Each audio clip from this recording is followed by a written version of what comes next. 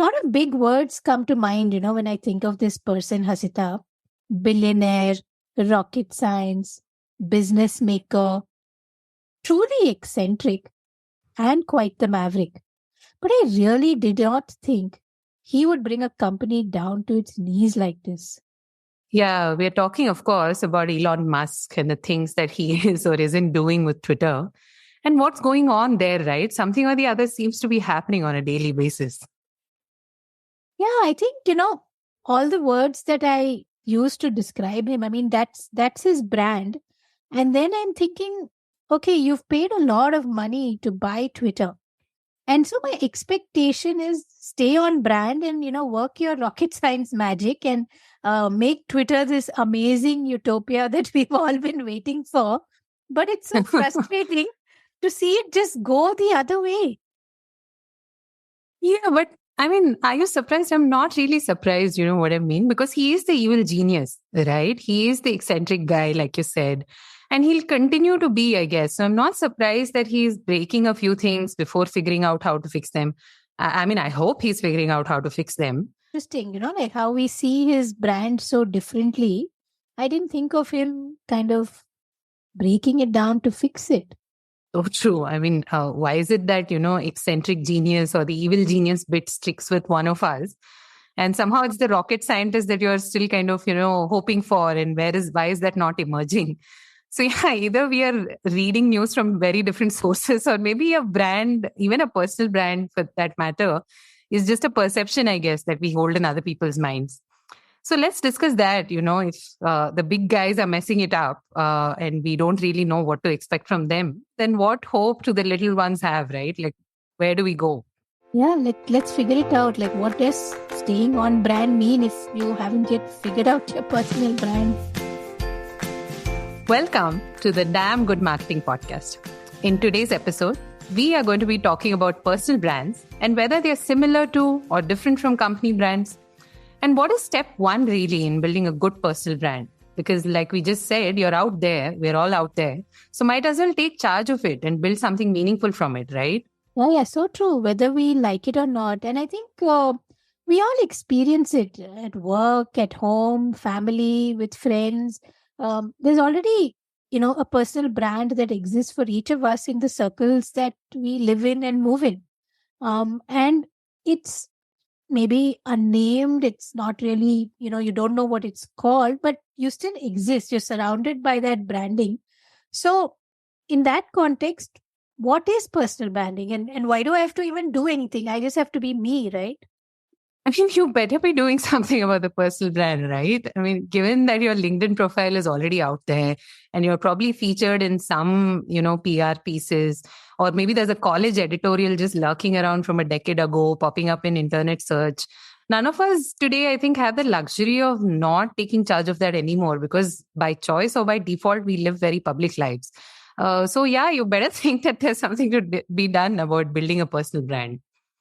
Yeah, I guess it comes down to really taking charge of it because the perception is already getting built out there and there's a way in which folks are seeing you. So why don't you kind of drive that narrative, right?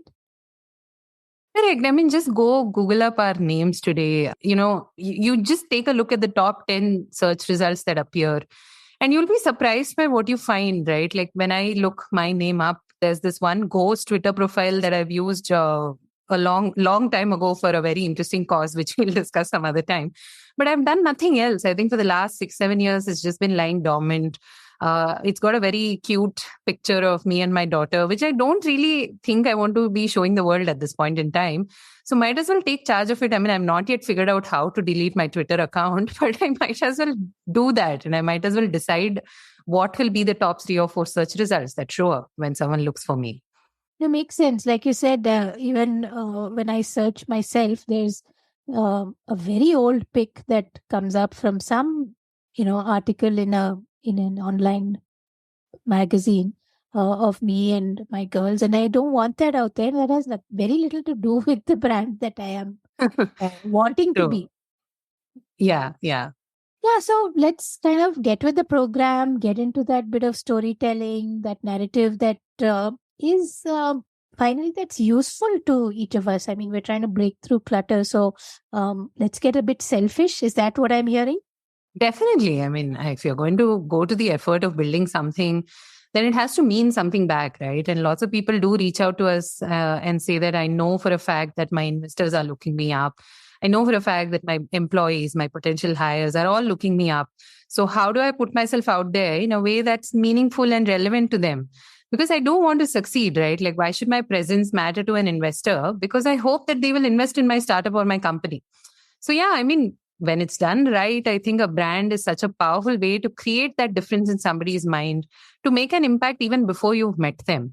If there are 1,000, 2,000 people out there doing something in a similar domain, then how do I know, right? Who do I trust? And I think just building that brand, being very authentic and very mindful about it, can actually help us stand out a little bit more.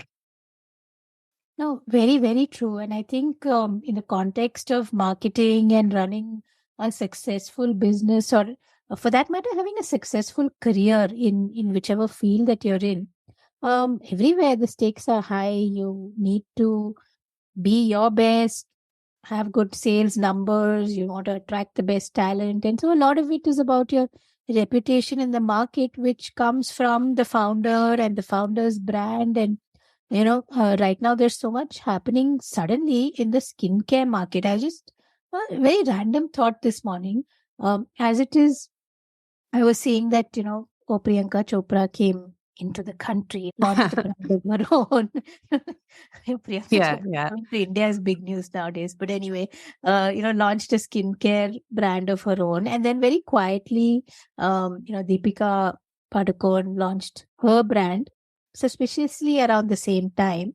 And this morning, I was listening to Victoria Beckham on DAX, which I highly recommend. I mean, I knew nothing about her, and then she goes on about her skincare range, and I'm thinking like so much of the person's personal brand impacts that business which they've started. Right? It tells you a little bit about what's that price range? Is it a premium item? Is it a luxury item?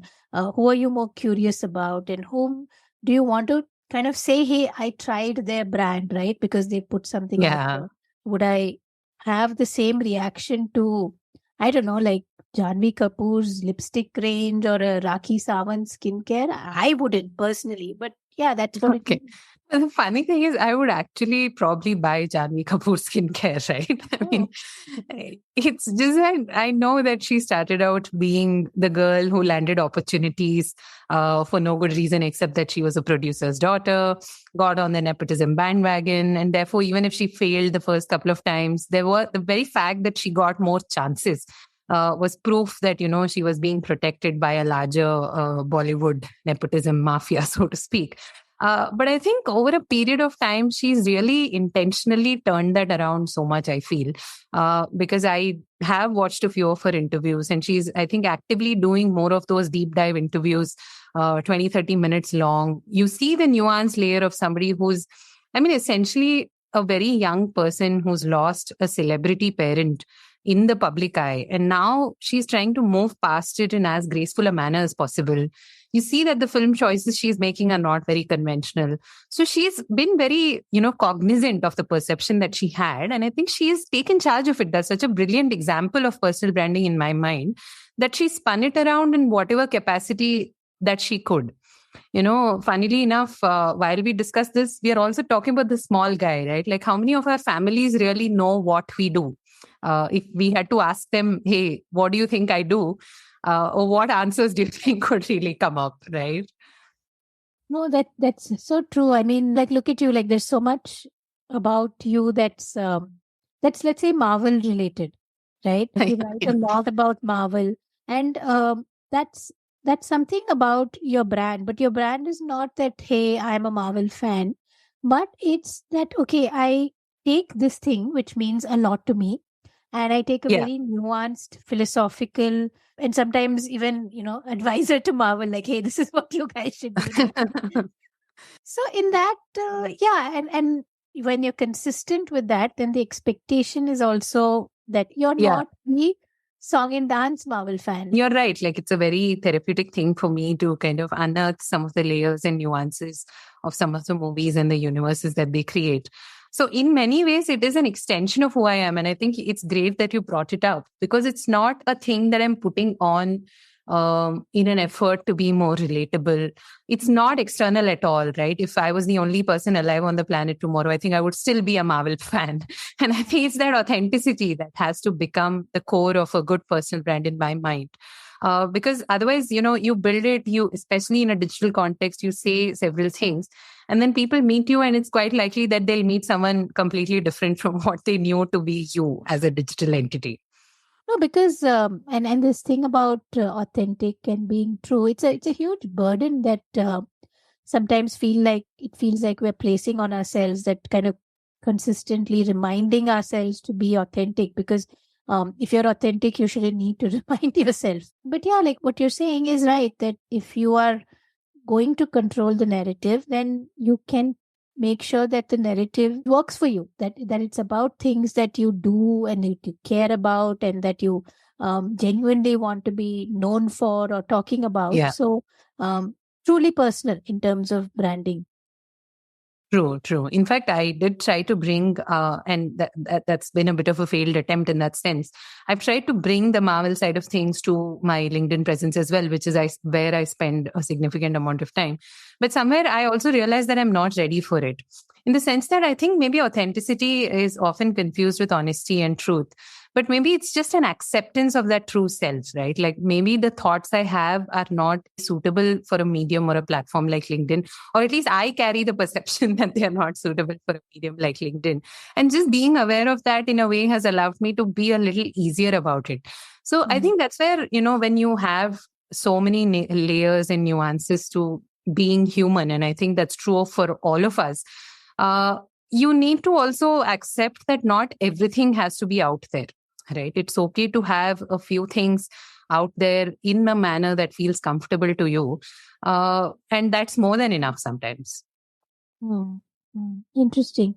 And all of this is making me think that when it is such a strong kind of presence, right, the personal brand, and it really comes from who you are as a person and what you're able to, in a way, sustain and truly put out there, and in a very, very consistent manner, then what really is a company? Because many times it's not just one person, right? It's a set of founders, and each one comes with their own personal brand attributes, and some of them could clash with each other.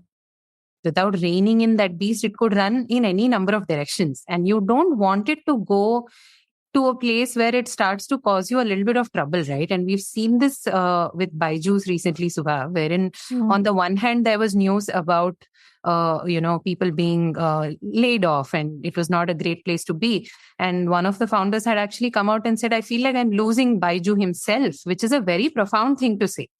Now, the next day, you can't then, have a co-founder who's celebrating the news of signing a famous footballer, right? So, and somehow you're left to wonder, are these people running their content calendars themselves, or is someone else in charge of it in some ways? Because these two are very dissonant messages and shouldn't have gone out at the same time.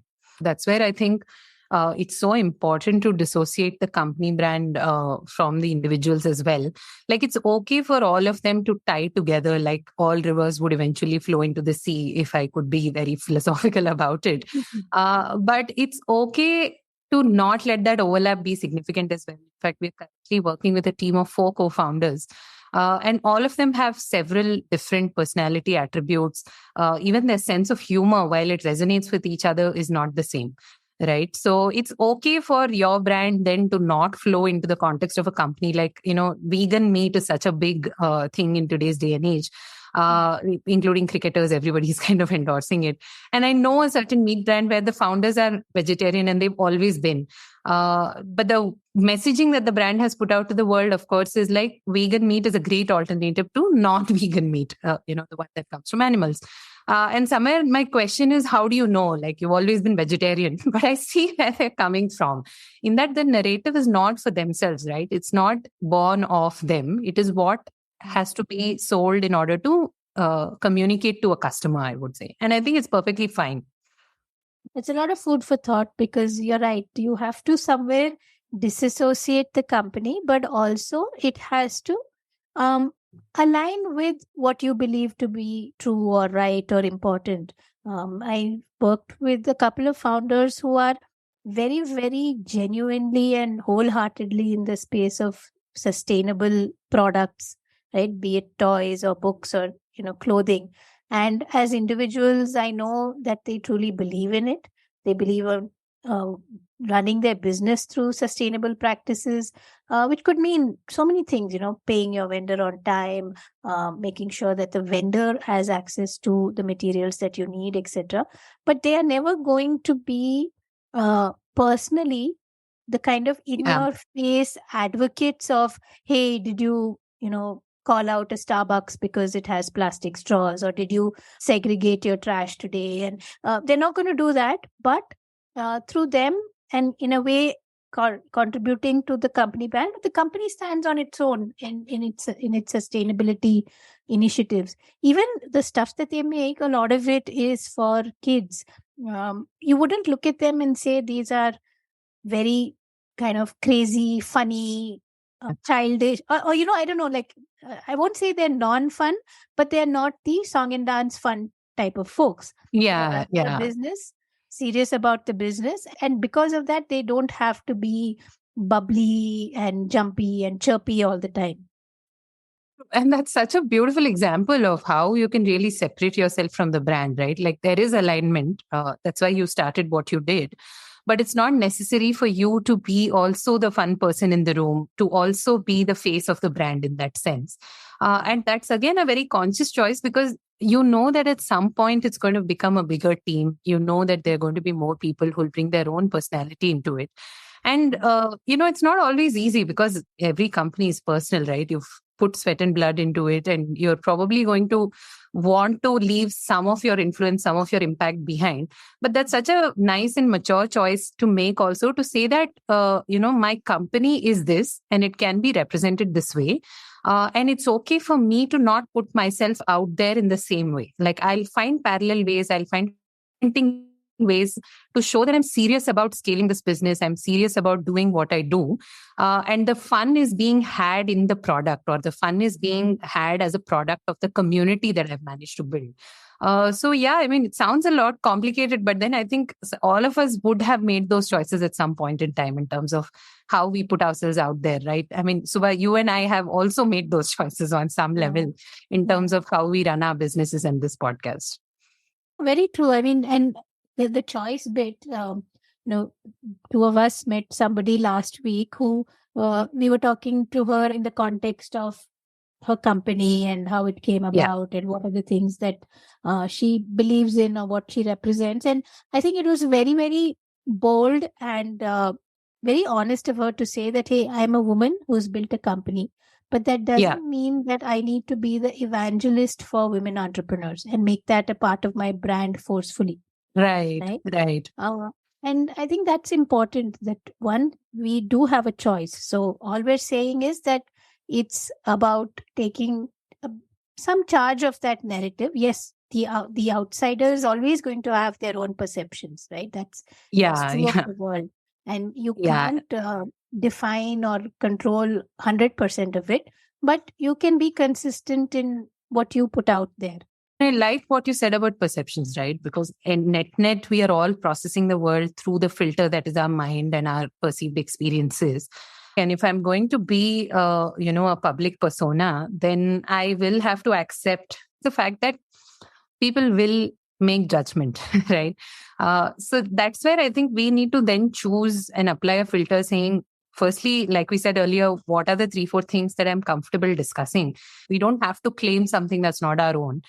And then, is what I'm saying relevant to another person? Is the sharing of my experience going to enrich somebody else's life, right? Because we all have stories. But I think by applying that little filter of saying, how can I turn this narrative around to be helpful to another person? And that could be in a personal context, it could be in a professional context. It could just be the one thing that makes a difference to somebody somewhere. And that I would say is a successful personal brand built right there.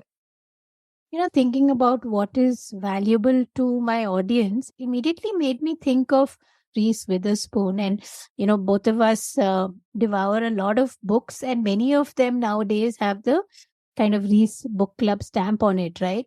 And Yeah. this came out of nowhere. So, like, we woke up and one day suddenly there was an Insta handle, and suddenly there were some very very pretty images of book covers, and we said, "Oh, Resse is saying read this, so let's try it."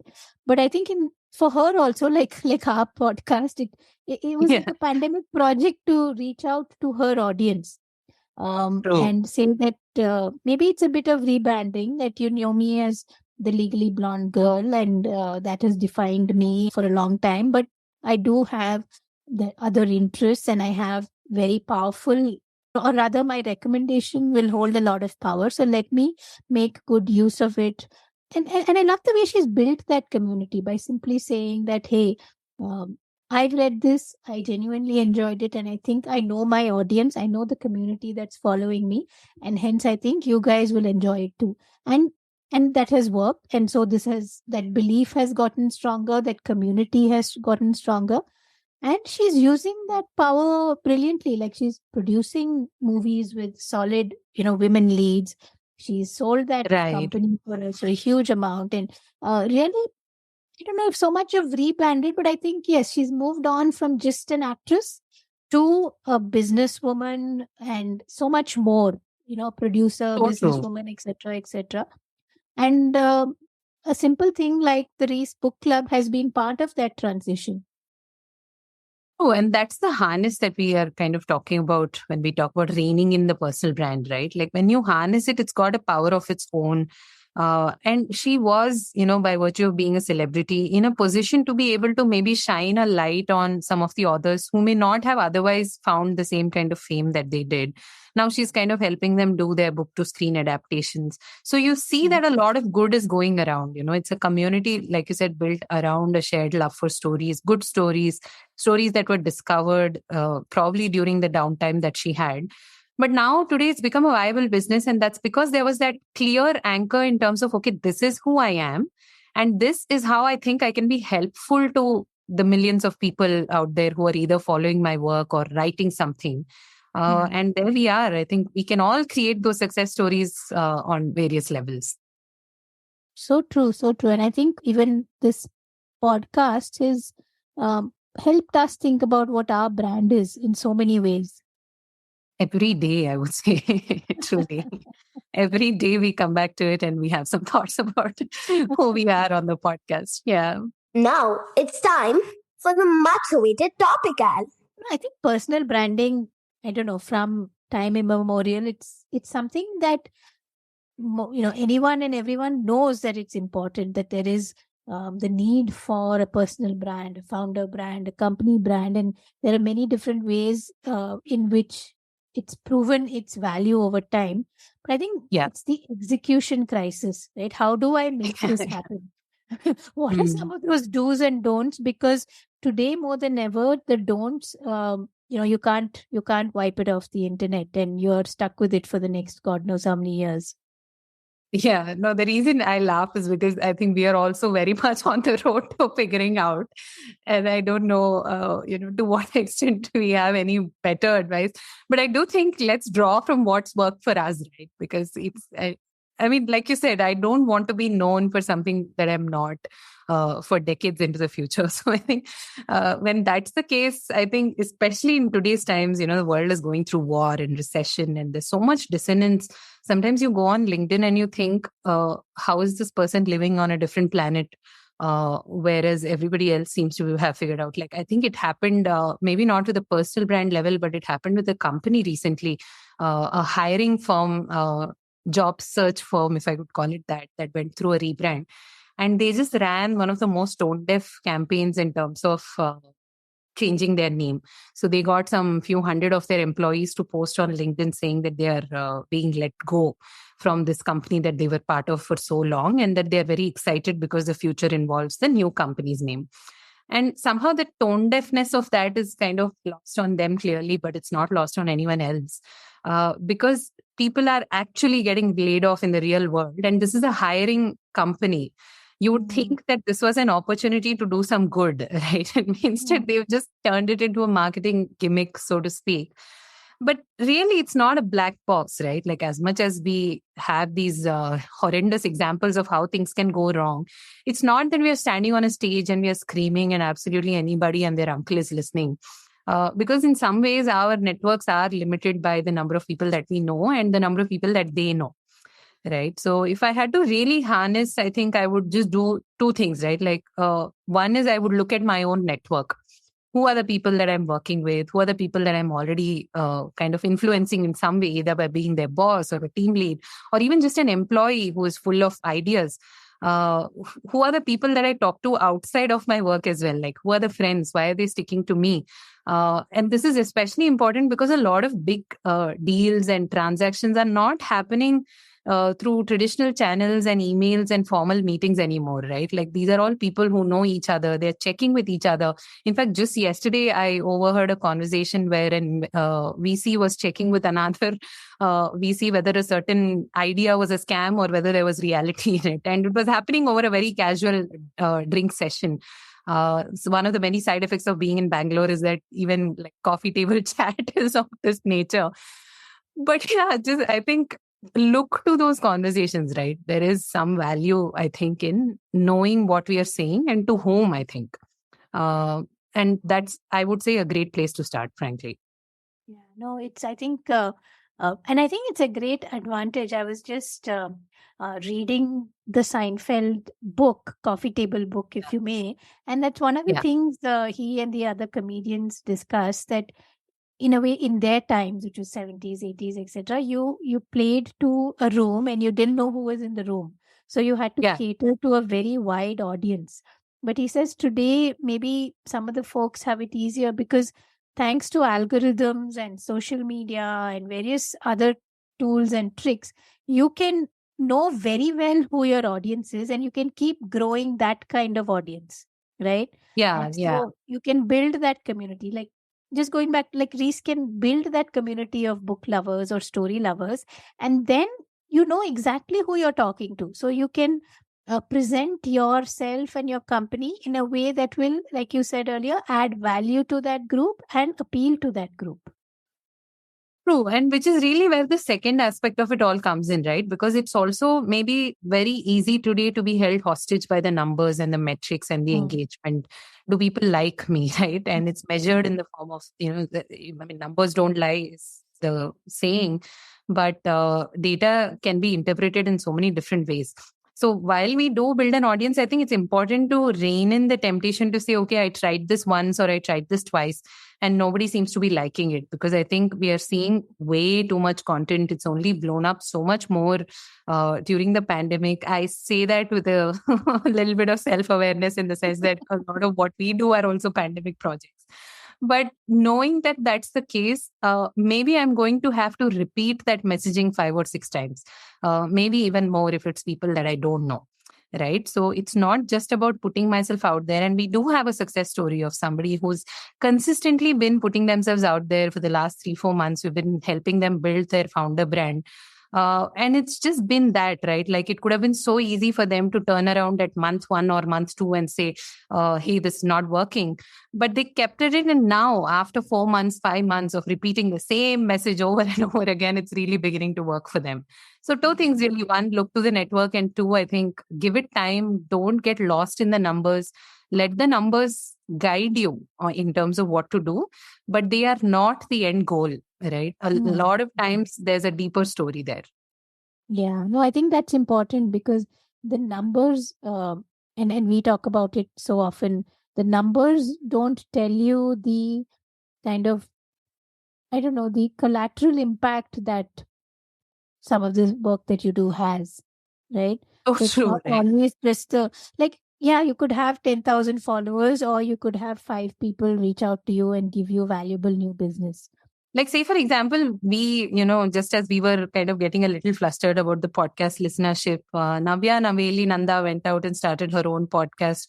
And we couldn't help but think, oh, shucks, like, if a celebrity with a following is already going to be doing this, then where do I begin, right? The other day, I saw Luke Coutinho on LinkedIn. I'm not sure what he's up to. We've seen cricketers suddenly become quite active on LinkedIn. And you're like, please leave something for the underdogs sometimes.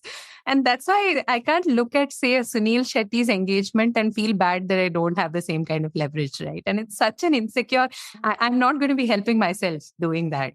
We've kind of poked a bit of fun at it, saying, why is Sunil Shetty on LinkedIn? And I'm just, actually, it's just kind of coming to me now that if he wants to rebrand himself as, let's say, a serious investor looking for startups, somebody who knows business, who understands leadership, and actually a lot of it he has done, right? He's run very successful restaurants, etc. He's not just a Bollywood actor, but for him to, in a way, rebrand or put that brand out there, part of that process or that execution which we've been talking about is perhaps coming to LinkedIn and telling his business side stories. That is so true. Like, I would not have known that he was a successful entrepreneur if not for the fact that he started posting on LinkedIn. And I hope, more power to him, right? And more power to all of us as well. It's really not a race, in the sense that I think we are all at different points in that journey.